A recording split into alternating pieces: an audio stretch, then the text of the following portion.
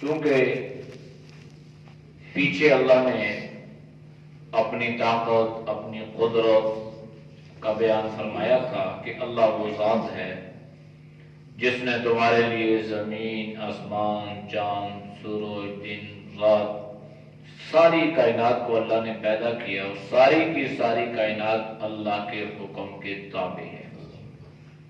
پھر اللہ نے انسان کو تنبیہ فرمائی اور فرمایا کہ دنیا میں آ کر اترانا نہیں ہے، دنیا میں آ کے اللہ کے نظام کو خراب کرنے کی کوشش نہیں کرنی، اس لیے کہ اللہ نے تمہارے لیے زمین کو مسخر کر دیا اور اللہ نے ساری کائنات کی ساری نعمتوں کو تمہارے لیے مسخر کر دیا۔ لہذا اللہ کی رحمت جو ہے یہ انسان کو گھیر لیتی ہے اور کوئی اللہ کی رحمت کا مستحق تو بن جائے نا۔ اس لیے اللہ نے فرمایا کہ دیکھو وَهُوَ الَّذِي يُرْسِلُ الرِّيَاحَ، انسان ذرا ہواؤں کو دیکھ لے کہ کس طرح اللہ ہوا کو چلاتا ہے، ہوا کو اللہ بھیجتا ہے، اور یہ ہوا جو ہے بشرم بین یدی رحمتی، یہ اس بات کی بشارت سناتی ہے، خوشخبری دیتی ہے کہ اللہ کی رحمت برسنے لگی ہے۔ یا رحمت سے مراد مینا، بارش مراد ہے کہ بارش سے پہلے ہوائیں چلتی ہیں اور یہ ٹھنڈی اور تازہ اور فریش ہوائیں اس بات کی بشارت سناتی ہیں، خوشخبری سناتی ہیں کہ گویا اللہ کی رحمت آنے والی ہے، بارش برسنے والی ہے۔ تو بارش کو اللہ نے رحمت قرار دیا ہے، لیکن کبھی کبھی ہم یہ دیکھتے ہیں کہ یہ رحمت زحمت میں بدل جاتی ہے۔ بارش تیز ہوئی، مکان کی چھت گر گئی، گھر میں پانی آ گیا، سیلاب آ گیا، سلائڈنگ شروع ہونا شروع ہو گئی، تو مختلف قسم کی چیزیں بھی ہمارے سامنے آتی رہتی ہیں۔ تو اگر یہ 100% رحمت ہوتی تو پھر یہ کسی کی تباہی کا ذریعہ نہ بنتی، لیکن ہم دیکھتے ہیں کہ تباہیوں کا ذریعہ بھی بنتی ہے۔ تو یاد رکھیے گا بارش تو بذات خود اللہ کی طرف سے رحمت ہے، اگر یہ زحمت بن کے آتی تو پھر برابر سب کے لیے تباہی کا ذریعہ بن جاتی۔ سب کے لیے نہیں بنتی، کسی کسی کے لیے یہ بنتی ہے، تو جس کے لیے یہ بن جاتی ہے گویا اس کے مقدر میں، اس کے نصیب نے اللہ نے یہ لکھا تھا اور اللہ اس کے ذریعے سے اس کو آزما رہا ہے۔ یہ اس کا امتحان ہے، یہ اس کی آزمائش ہے کہ اللہ نے کس طور پہ اس کو آزمایا ہے۔ اب وہ اللہ کا صابر بندہ بن کے، شاکر بن کے اللہ کی رضا پہ راضی رہتا ہے، یا وہ جو ہے وہ اپنے زبان پر شکوے، شکایات یا بے صبری کا مظاہرہ کرتا ہے۔ حتی اذا اقلت سحابا ثقالا سقناہ لبلد میت، اللہ نے پوری سائنس کو بیان کر دیا ہے۔ اب اللہ نے بیان فرمایا کہ یہ بارش کیسے برستی ہے اور بادل کیسے برستے ہیں، اس کی وجہ کیا ہے۔ تو اللہ نے ذکر کیا کہ دیکھو یہاں تک کہ یہ اٹھاتے ہیں بادل ثقالاً، ایک بھاری بوجھ کو۔ یہ مونسون کا سلسلہ چلتا ہے اور یہ ہوا جو ہے یہ اس بادل کو اٹھاتی ہے اور جب اوپر لے جاتی ہے تو پھر اللہ نے جس کے مقدر میں جہاں پر جتنا لکھا ہوتا ہے، پھر یہ گویا یہ ایسا وزنی جہاز ہوتا ہے، ایسا ثقیل جہاز ہوتا ہے کہ شاید ہی یہ ہوا کا بوجھ یہ دنیا کا کوئی جہاز برداشت کر سکے، لیکن یہ ہوا اس پانی کی بوجھ کو برداشت کرتی ہے۔ تو یہ اللہ نے ذکر فرمایا۔ پھر کبھی اولے برستے ہیں، کبھی برف برستی ہے، تو یہ ساری ایک ٹمپریچر پہ جا کے کبھی اولے بن جاتے ہیں، کبھی یہ برف بن جاتی ہے، پھر جہاں جہاں اس کی ضرورت ہوتی ہے اللہ اس کو وہاں ہی برساتے ہیں۔ اس لیے اللہ نے فرمایا سقناہو، پھر ان بادلوں کو ہم ہانک دیتے ہیں، ان کو ہم بھیج دیتے ہیں کہاں پہ؟ لبلد میت، ایسے شہر کی طرف، ایسی بستی کی طرف جو کھنڈر ہو، میت مردہ ہو، کھنڈر ہو، ویران ہو، سنسان ہو، جو زراعت کے قابل نہ ہو، جہاں پر بارش نہ برستی ہو، جہاں پر پانی کی قلت ہو، اور وہ لوگ اپنے کھیتوں کو عام پانی کے ذریعے سیراب نہ کر سکتے ہوں، اللہ نے فرمایا لبلد میت، یہ مردہ شہر تھا، خراب بستی تھی، تو اللہ نے کیا کیا؟ اس بادل کو وہاں پر ہانک دیا، بھیج دیا۔ اب یہ بادل جا کے وہاں پہ برسا تو پھر اللہ نے کیا کیا؟ اس غیر آباد زمین کو اللہ نے آباد فرما دیا۔ بنجر زمین تھی، اس زمین کو اللہ نے زراعت کے قابل بنا دیا۔ فَأَنزَلْنَا بِهِ الْمَاءَ، پھر ہم نے اتارا اس کے ذریعے سے پانی، یعنی بادلوں نے پھر کیا؟ اچھا اللہ کا نظام دیکھیں نا، اگر یہ اللہ پاک جو ہے پوری اس بارش کو ایسے برساتا جس طرح برنالہ آتا ہے، طاقت سے، زور سے، شور سے آئی، تو پھر یہ زمین زراعت کے قابل نہ رہتی، پھر یہاں پہ سبزہ نہ اگتا، اناج نہ اگتا، پھل نہ اگتا، بلکہ اس میں جو ہے وہ دراڑیں پڑ جاتی اور زمین کی حیت خراب ہو جاتی۔ تو اللہ نے کس انداز سے موسلا دہار بارش جو ہے یہ اللہ برساتا ہے تاکہ وہ نازک دانہ کوپل اور وہ اناج اور وہ فصلیں اس کو برداشت کرنے کے قابل ہو اور وہ اس کو برداشت کر سکیں۔ فَأَخْرَجْنَا بِهِ مِن كُلِّ ثَمَرَاتٍ، پھر اللہ نے فرمایا کہ اس بارش کے ذریعے سے ہم ہر طرح کا پھل نکالتے ہیں۔ اب دیکھیں بارش برستی ہے، بارش تو ایک ہی طرح کی ہے نا، آسمان سے بارش برسی ہے۔ اب کہیں پر اللہ نے بھوسا نکال دیا، کہیں پہ اللہ نے اناج نکال دیا، کہیں پہ گندم ہے، کہیں پہ پھل ہے، مختلف قسم کا۔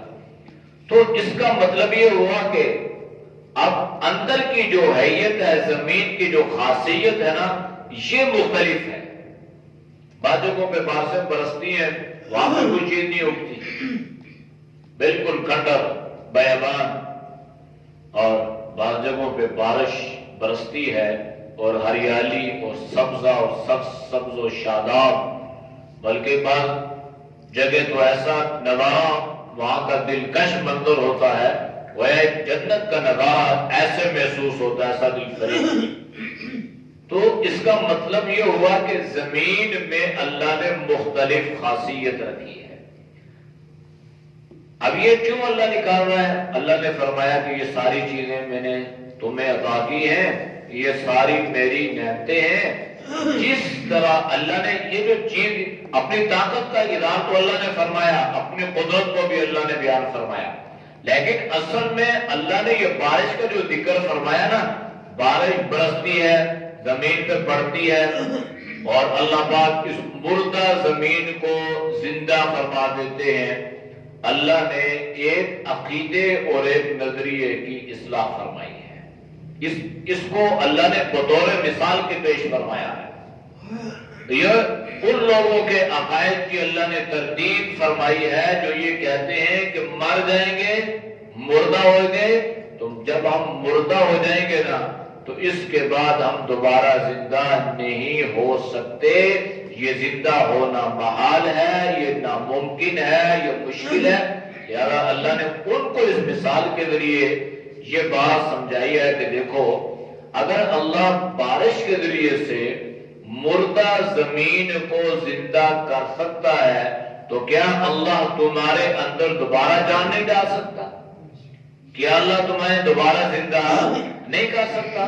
حالانکہ پہلے تو تمہارا وجود ہی نہیں تھا، آدم سے اللہ نے تمہیں وجود بخشا، تم ماں کے پیٹ میں آگے ہو، اور ماں کے پیٹ میں کئی اندھیروں میں اللہ نے تمہاری پرورش کا اہتمام فرمایا، تمہاری خوراک کا اللہ نے انتظام فرمایا، پھر جتنی مقدر میں اللہ نے تمہیں زندگی لکھی تھی تم نے وہ زندگی وہ ایام گزارے، پھر عالم دنیا میں آگے ہو، اور عالم دنیا میں تم نے جتنا وقت اللہ نے تمہارے مقدر میں لکھا ہے، جتنی زندگی لکھی ہے یہ گزارو گے، پھر تم عالم برزخ میں چلے جاؤ گے۔ عالم برزخ میں اللہ نے تمہارے لیے جتنا وقت متعین کیا ہے عالم برزخ میں رہو گے، پھر اس کے بعد عالم آخرت یا تو جنت کی صورت میں ہوگا یا جہنم کی صورت میں۔ یہ اللہ نے فرمایا کہ کذالک نخرج الموتى لعلکم تذکرون، کہ اسی طرح ہم نکالیں گے کس کو؟ مردوں کو، موتا، میت، مردہ، یعنی جو زمین میں مدفون ہو گیا، مر گیا۔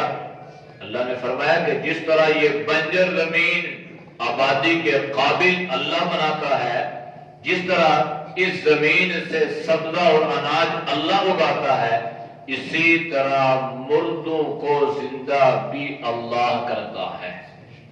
حضرت ابراہیم علیہ السلام نے ذکر فرمایا تھا تو اللہ نے اچھا ٹھیک ہے یہ پرندہ آ گیا، تو اللہ نے فرمایا کیا تمہیں اس بات پہ یقین نہیں ہے کہ میں کیسے زندہ کروں گا؟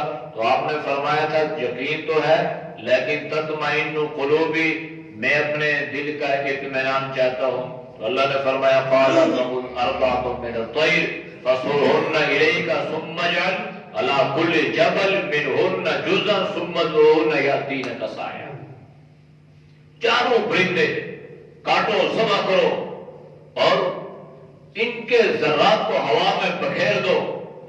ذرات ہوا میں بکھر گئے، کوئی ادھر کوئی ادھر کوئی ادھر کوئی ادھر۔ اللہ نے فرمایا اچھا اب انہیں کو آؤ، تو فرمایا تو وہ پرندے اڑتے ہوئے حضرت ابراہیم کے سامنے آ گئے۔ تو قال یاتینک سعیا وعلم ان اللہ عزیز الحکیم، اللہ زبردست حکمتوں والا ہے۔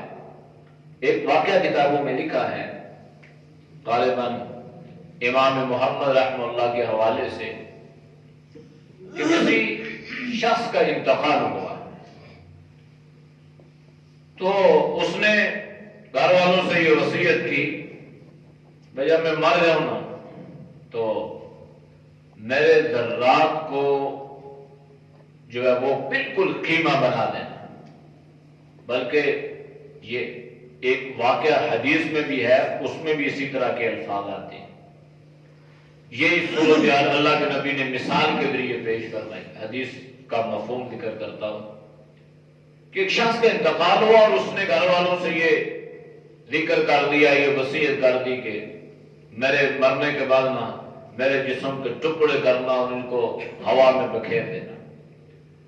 اب اس نے وصیت اس بنیاد پہ کی نا کہ میرے مرنے کے بعد جو ہے میں تاکہ میرے اعمال نہیں ہے تو میں اللہ کے سامنے کیسے جاؤں گا، تو لہذا ایسے عوام میں ذرات جو ہے وہ میرے بکھر جائیں گے، تو لہذا مجھے اللہ کے پاس جانے کی جو ہے وہ گویا مجھے ضرورت پیش نہیں آئے گی اور اللہ مجھے جمع نہیں کرے گا، یہ اپنے ذہن کے مطابق۔ اب جب اس نے یہ عمل کیا تو اب ہوا یہ کہ اللہ نے ہوا کو حکم دیا، ہوا نے وہ ذرات اس کے جمع کیے اور وہ پھر اسی شکل میں۔ تو اللہ نے اس سے پوچھا کہ تو نے یہ کیوں کیا؟ اپنے مرنے کے بعد اپنے ورثاء کو یہ وصیت کیوں کی تھی کہ میرے مرنے کے بعد یوں کر دینا؟ تو وہ کہنے لگا اللہ انی خشیتک یا رب العالمین، کہنے لگا اللہ میرے اعمال نہیں تھے، آپ کا خوف اور آپ کا ڈر اور آپ کے رعب اور دبدبے کی وجہ سے میں نے ایسا کیا۔ تو وہ تو حیران رہ گیا کہ اچھا یہاں ایسا بھی ہو سکتا ہے۔ تو اللہ کے نبی نے فرمایا کہ دیکھو یہ ساری چیزیں جو انسان سوچتا ہے تو یہ تو اپنے ذہن کے مطابق، ورنہ اللہ نے قرآن میں ان پوروں کا ذکر فرمایا۔ یہ جو پورے ہیں نا، آج سائنس اس بات کے کتنی ترقی کے باوجود لوڈ پیچھے کی طرف ہے، گردش ایام، اب بھی یہ فنگر پرنٹ آ گیا نا، تو یہ پرانے زمانے کی بات تھی۔ کہتے آپ لوگ جو جائے کہتے جی وہ انگوٹھا چھاپ ہے، وہ انگوٹھا لگانے والا ہے۔ تو اب دیکھیں نا ہر جگہ پہ فنگر پرنٹ ہو رہے ہیں، آئی ڈی کارڈ کے لیے جائیں گے، آپ پاسپورٹ کے لیے جائیں گے، آپ باہر جائیں گے، آپ بیسی میں جائیں گے، جہاں پہ جائیں گے آپ کے پرنٹ ہو رہے ہیں۔ اب اللہ نے اس کا ذکر قرآن میں فرمایا ہے، لا اقسم بیوم القیامہ ولا اقسم بالنفس اللوامہ ایحسب الانسان ان لن نجمع عظاما، کیا انسان یہ گمان کرتا ہے کہ اس کی ہڈیاں اور ان ہڈیوں کے اوپر گوشت اور ان گوشت کے اوپر اللہ نے جو لائنیں بنائی ہیں، جو اس کے پورے بنائے ہیں، یہ اس کے الگ الگ ہو جائیں گے؟ بلا قادرین علی ان نسوی بنانا، اللہ نے فرمایا کہ تمہارے قیامت والے دن نا اللہ جب تمہارے روز کو، تمہارے اعضاء کو جمع کرے گا، اکٹھا کرے گا، تو کسی ایک آدمی کا پورا، اس وقت تک تو اربوں انسان ہو چکے ہوں گے نا، اربوں انسان میں کسی ایک آدمی کی انگلی کا یہ پورا کسی دوسری آدمی کے انگلی کے پورے پہ نہیں لگے گا۔ اب وہ اللہ، تو ہم اس کو اپنے اندازے کے مطابق ہی اپنی سوچ، جیسے بچے کی سوچ ہے نا، بچہ اپنی سوچ سوچتا ہے، ایسے ہم کیسے ہو سکتا ہے؟ تو اللہ نے فرمایا کہ اللہ یوں کرے گا، اور اللہ نے دنیا میں ایسی مثالیں بھی دی کہ اللہ کر سکتا ہے۔ اللہ رازق ہے نا، رازق، اللہ رزق دینے والا ہے۔ تو حضرت موسیٰ علیہ السلام کے ذہن میں بات آئی کہ اللہ رازق ہے تو رازق اللہ ہی ہے، لیکن یہ کیڑے مکوڑے، چوپائے، سانپ، بچھو، تو اللہ نے ان کے مختلف انداز سے خوراک کا انتظام فرمایا ہے۔ تو حضرت موسیٰ کے بارے میں کتابوں میں واقعہ لکھا ہے، آپ کپڑے دھو رہے تھے نا، کپڑے دھونے کے کنویں پہ، چشمے پہ، تو آپ اس وقت کپڑے دھونے کے لیے نا ایک ڈنڈا استعمال ہوتا تھا، ڈنڈا، جس کو آج کل محاورے میں کیا کہتے ہیں؟ نہیں، یہ ایک محاورہ ہمارے یہاں، دھوبی کا کتا نہ گھر گھر، یہ کتا نہیں ہے، یہ کتا ہے، کتا۔ وہ کتا جو ہے نا فارسی زبان میں اس ڈنڈے کو کہتے تھے، جس کو وہ بگڑی ہوئی شکل میں ہم نے دھوبی کا کتا نہ گھر گھر کاٹ کے، بس دھوبی کا کتے سے کیا تعلق ہے؟ تو اس طرح محاورے بات وہ چلتے چلتے نا کتا، تو ہمارے یہاں پہلے جو کچھ ایسے ٹیچر بھی ہوتے تھے نا، وہ کتاب چاہے ایک لفظ ہے، کتاب چاہے چھوٹا، کتاب چاہے چھوٹے سے پمفلٹ اس طرح، تو کسی ٹیچر نے اس کو پڑھا تھا کتا بچہ، کتابچے کو کتا، وہ لکھنے میں تو ایسے ہے کتاب چاہ، تو اس طرح کے، تو وہ وہاں سے یہ چیز بگڑی، تو یہ محاورہ بن گیا کہ دھوبی کا کتا، تو یہ کتا نہیں ہے، اصل میں یہ کتا ہے۔ تو خیر حضرت موسیٰ علیہ السلام وہاں پر کپڑے دھو رہے ہیں، اور وہ آپ نے ڈنڈا جو ہے وہ مارا، تو ایک بڑی چٹان تھی نا، لیکن اللہ کی قدرت، اللہ کی طاقت، وہ اس ڈنڈے سے جو کپڑے پہ مار رہے تھے نا، تو وہ چٹان پھٹی، اور اس میں دیکھا کہ اس کی تہ میں ایک کیڑا ہے، اور اس کیڑے کے منہ میں دانہ ہے۔ تو اللہ نے حضرت موسیٰ کو مطمئن کرنے کے لیے نا، مطمئن تو تھے ہی تھے نا، لیکن اپنی قدرت اور اپنی طاقت کا اظہار کرنے کے لیے کہ دیکھو موسیٰ، اس میں کوئی سوراخ نہیں ہے، یہ کیڑا یہاں پہ پیدا ہوا، اور اللہ پاک نے اس کے دانے کا انتظام بھی یہاں فرما دیا۔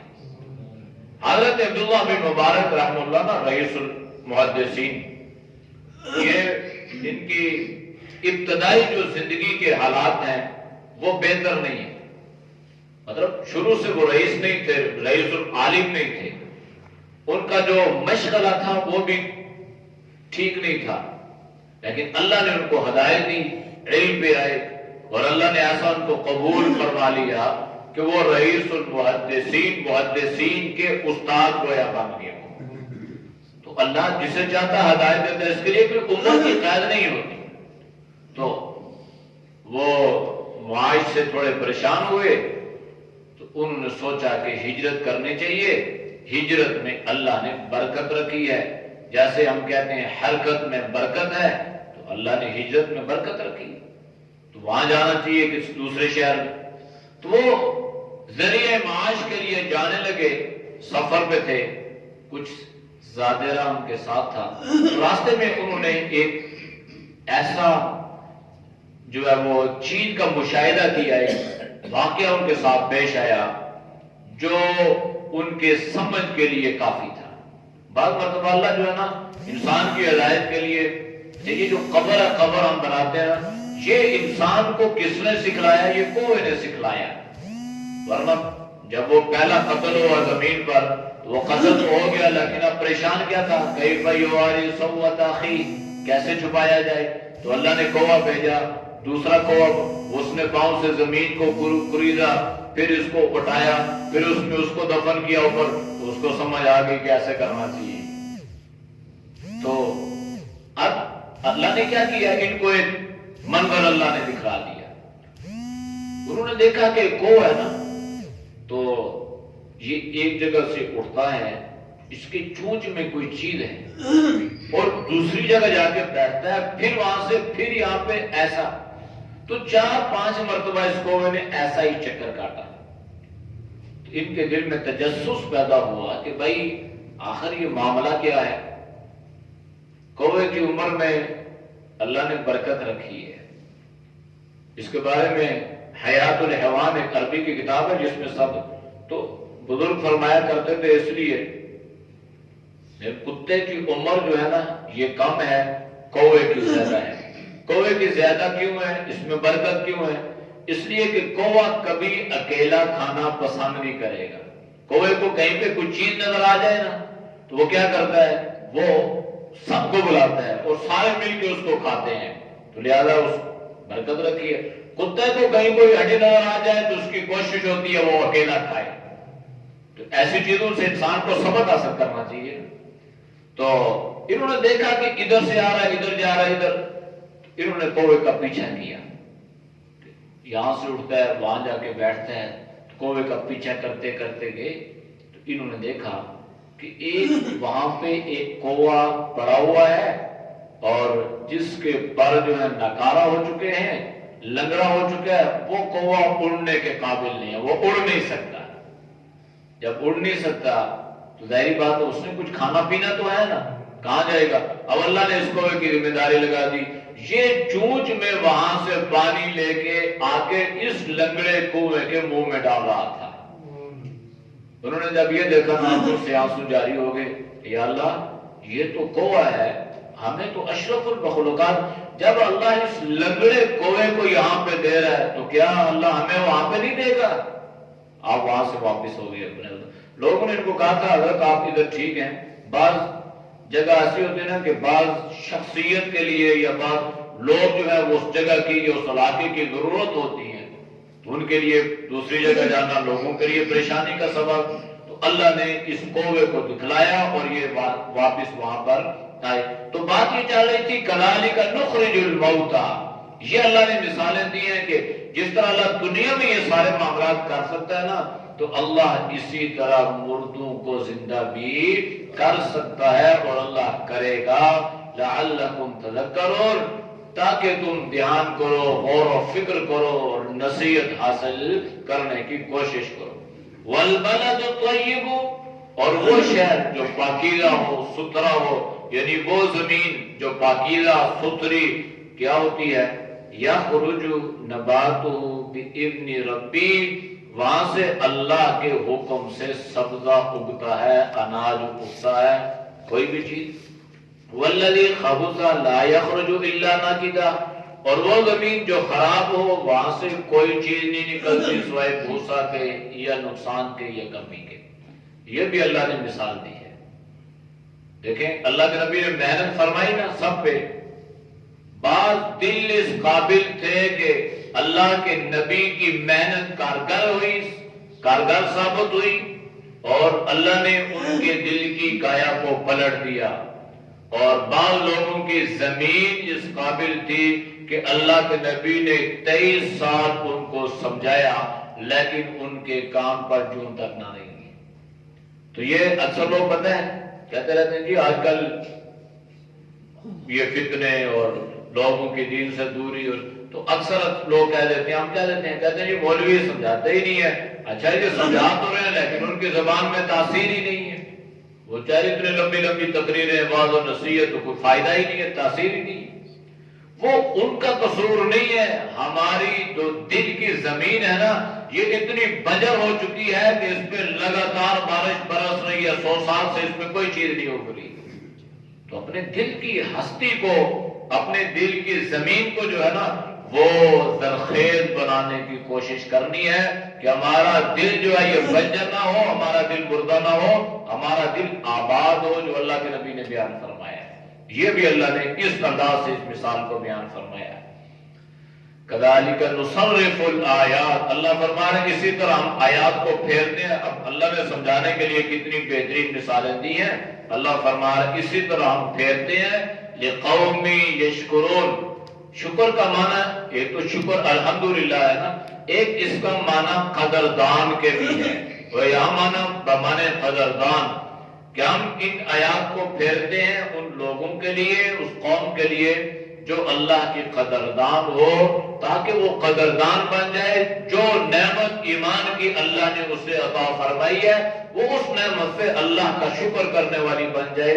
کہ اگر اللہ چاہتا تو ہمارے زمین بھی، ہمارے دل کی زمین بھی بنجر ہوتی، آبادی کے قابل نہ ہوتی، ہمیں بھی دین کی سمجھ نہ ہوتی، یا خدا نہ خواستہ مسلمان ہونے کے باوجود ہم شرک یا بدعت میں مبتلا ہو جاتے. تو اس پر اللہ کا شکر ادا کرنا چاہیے کہ اللہ نے ایمان کی دولت بھی عطا فرمائی اور ایمان کے ساتھ ساتھ اللہ نے توحید و سنت والی زندگی عطا فرمائی، اور اللہ نے ہمیں بدعات کی اور رسومات کی پہچان بھی اللہ نے ہمیں عطا فرمائی ہے. تو اللہ کا اس بات پہ انسان کو شکر ادا کرنا چاہیے. اعوذ باللہ من الشیطان الرجیم. بسم اللہ الرحمن الرحیم. وهو الذی يرسل الرياح بشرا بين يدي رحمته حتى إذا أقلت سحابا ثقالا سقناه لبلد ميت فأنزلنا به الماء فأخرجنا به من كل الثمرات كذلك نخرج الموتى لعلكم تذكرون. والبلد الطيب يخرج نباته بإذن ربه والذي خبث لا يخرج إلا نكدا كذلك نصرف الآيات لقوم يشكرون. الحمد لله رب العالمين والعاقبة للمتقين والصلاة والسلام على النبي الأمي الكريم. یا اللہ ہم سب کے صدر اکبر گناہوں کو معاف فرما. یا اللہ گناہوں سے حفاظت فرما. یا اللہ نیک اعمال کی توفیق نصیب فرما. برے اعمال سے اللہ تو پوری امت کی حفاظت فرما. یا اللہ حاسدین کی حسد سے، منافقین کی منافقت سے، یا اللہ شریر لوگوں کی شر سے اللہ تو ہم سب کی حفاظت فرما. پوری انسانیت کی حفاظت فرما. یا اللہ تو ہم سب کو علم و عمل تقوی طہارت والے زندگی نصیب فرما. یا اللہ جہالتوں سے، حماقتوں سے اللہ تو پوری امت کی حفاظت فرما. یا اللہ جتنے دوست اللہ بزرگ تیری رضا کے لیے درس قرآن سنتے ہیں اللہ ان کے سننے کو قبول فرما. یا اللہ اس درس قرآن کی برکت سے اللہ ان کی زندگیوں میں، ان کے علم و عمل میں، جان مال میں اللہ خوب برکتیں عطا فرما. آنے والی ہر آزمائش سے، ہر فتنے سے، ہر شر سے اللہ تو ہم سب کی حفاظت فرما.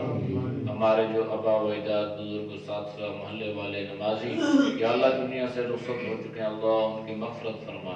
جو دنیا میں زندہ ہیں اللہ ان کو صحت ایمان والی زندگی نصیب فرما. صلی اللہ تعالی علی نبی الامی وعلى آله وصحبه أجمعين برحمتك يا أرحم الراحمين.